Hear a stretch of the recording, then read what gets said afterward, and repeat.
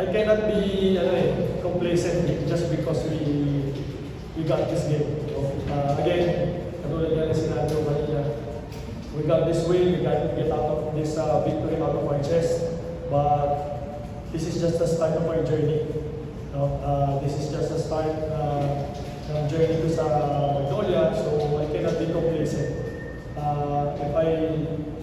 Sinasabi ko sa mga players na we have to get better every day, we have to be disciplined, we have to be focused on the things that we need to do, and let's not worry about the other team, na kung anong gagawin nila sa atin. Basta importante yung gusto natin gawin dito sa team. Remember, may pinag-aanda kami mas malaki. May pinag-aanda kami mas malaki. So, ganun din ako as a coach. I want to learn every day, I want to get better, I want to, as much as possible,